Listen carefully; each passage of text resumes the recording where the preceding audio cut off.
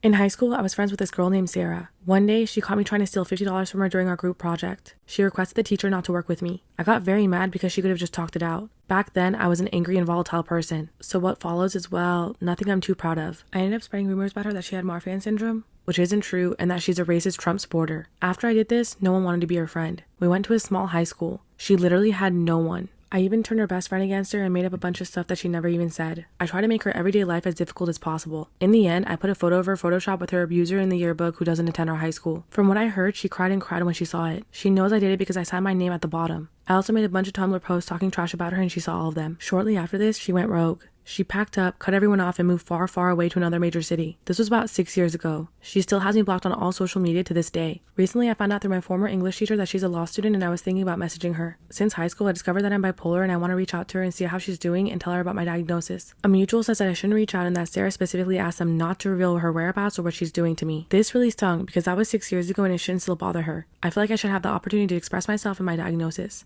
I feel like while what I did was wrong, it should be water under the bridge now. Would I be the asshole to contact the girl I bullied in high school? Storytime when a celebrity came into my job and refused to pay. Every so often, we get a celebrity in the restaurant. I've never been here when it's happened though. We're not too far from our city's main concert venue, but the owner still has a strict no comping meals for anyone based on star power policy that we're all apprised of when we were hired. His logic being it'll start as just one exception and turn into all sorts of D-listers sniffing around looking for an ego boost. Ironically, this has never been a problem because the 1 or 2 times we've had real celebrities in, they've never expected a free meal, they've paid and tipped well. It's only the D-listers who act all shocked when the check comes, but we almost never get them either, so it's really not a big deal, until last week. We're located right by my college, and a girl who attends my college was recently on the Dr. Phil show. She was not a featured guest, she did not appear in person, but she was teleconferenced in for like maybe a total of 3 minutes to weigh in on the featured guest's, a friend of hers from high school I think, relationship. But because she was on TV, she thought she was the hottest thing to have ever happened on campus. I'd hear people joking about how she was going around telling everyone she was a celebrity and how she kept expecting people to recognize her. It sounded really cringy and terrible. But I don't know her, I hadn't even seen the show, so what did I care? It was fun gossip for 10 seconds, but I quickly forgot about it. However, this girl's self-absorption wasn't completely baseless. There are a lot more students on campus than usual this summer because so many took gap semesters to avoid Zoom during COVID. Not much is happening around here as we ease back into normal life, so people did get unreasonably excited about someone from our school being on national TV. So she was sort of being treated like a celebrity. She was getting a lot of special attention. She even got some free things on campus and had some people ask to take a photo with her. In an ironic sense, but she didn't understand that. So she decided to start testing the waters off campus and I guess met with some success because most of the nearby businesses are staffed with students. She soon appeared in our restaurant. She was a nightmare from the moment she stepped in the door. I didn't recognize her at first, but it all clicked that she was demanding a 4 top despite being a party of 1. We were okay with it only because we weren't especially busy. She didn't make eye contact with her server. She wasn't in my section, but I ate up every second of her visit with us once I realized who she was. The first thing I heard her say after the server said hi and introduced himself was,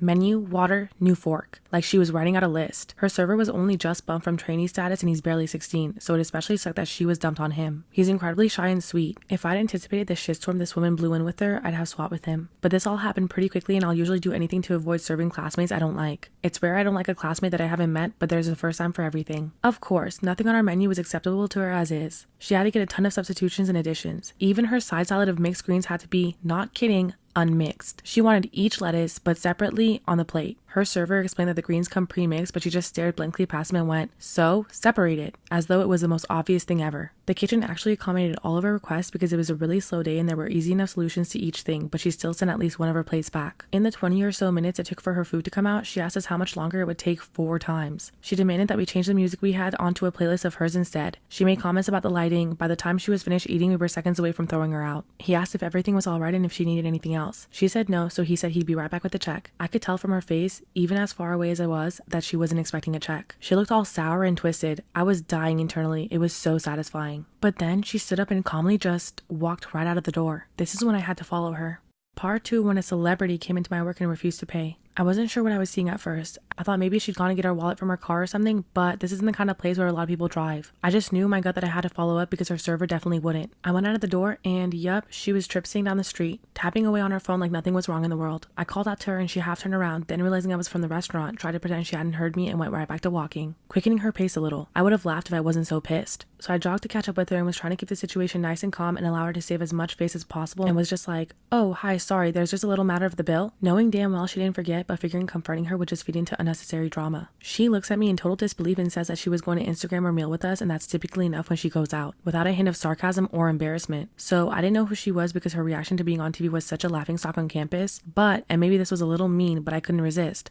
I went, "Sorry, who are you?" And she effing lost it, insisting that I knew exactly who she was and that I was jealous of her and that, wait for it, that's why I was forcing her to pay for her food she ordered at the restaurant. I didn't want to be overly mean, so rather than antagonize her further, though it was very low-hanging fruit, I just told her, "Look, if you don't plan on paying, we'll have to involve the police." She laughed and said, "Well, if you don't know who I am, you won't be able to find me, right?" Honestly, she had me there, but I didn't need to admit to her that I really knew who she was because for all she knew, we had security cameras or would describe her really well. So I let her walk off and I went back to the restaurant and called the police. It was absurdly easy to track her down because I didn't know who she was and that she was posting geotagged posts online all day, including a super angry post about how she had eaten at a restaurant and it had been terrible. So she incriminated herself and let the police write to her. I doubt the cops would have followed up so diligently if it were only us, but apparently she'd walked out on a couple other places that generally didn't recognize her and expected her to pay up, and posted angrily about how the businesses sucked, further incriminating herself. They didn't know who she was, but they described her well enough, and that paired with the post was enough for the police to drag her in. Our trainee server actually had to go down somewhere to identify her. He was terrified when he was first asked, but when he came back he was totally giddy and thought the whole experience was pretty cool. Am I the asshole for causing my husband to miss his trip by not packing his bag? My husband travels for work every few months. He's irresponsible with time and counts on others to do stuff for him by using the "I'm tired" excuse. He's the breadwinner, by the way. He had a business trip, and the day of the trip, he saw me carrying the laundry basket and said, "Hey, can you pack my bag?" I asked why he didn't do it the night before, and he said he was playing Fortnite. I asked why he can't pack now, and he replied, "I gotta go catch up with the boys before I leave the country." I said no, he should do it himself. He asked why, and I said I have to clean, cook, and help the kids with homework, among other things. I suggested he stay home, pack his own bag, and help around till it was time for his trip. He didn't like my suggestion. Am I the asshole for causing my husband to miss his trip by not packing his bag? He complained about missing the boys and wanted to see them one last time and say goodbye before he leaves. He begged, but I said no, and then he suddenly went inside the bathroom and grabbed his phone, keys, and jacket and rushed out. It was 5 o'clock and he hadn't returned yet, and I was concerned thinking he had little time and still hadn't packed yet. He returned at 6, panicking, asking why his bag wasn't packed. I said, "Ask yourself since you were gone for hours." He said he was counting on me to pack his bag and even sent me a text hoping I'd eventually do it. I didn't see the text, and even if I did, I never agreed, so he shouldn't have assumed I was gonna pack his bag for him. He got upset and started packing, and his stuff was all over the place. My brother told me that he heard my voice at work recently and he thought that's weird because my sister lives in another state. And then he realized that one of his coworkers was watching one of my TikToks. Thank you, by the way, coworker of my brother. And so he said, "Hey, that's my sister." And his coworker just said, "No, it's not." And he said, yeah, it is. And his coworker said, "You guys don't look anything alike. And this girl has a lot of followers, so no." And in the guy's defense, my brother and I don't look alike or like the same stuff or talk the same, or we're very different, but we do have the exact same parents. So that's a pretty big thing to have in common. And on the follower count, you don't lose siblings as you gain followers. It's not like every 100,000 siblings you just like... If there was a button I could press to trade certain siblings for followers, I would, and they know who they are, but that's not a thing. And so my brother said, "No, really, that is my sister." And the guy said, "Okay, well, if she's your sister, do you have any pictures of you guys together on your phone?"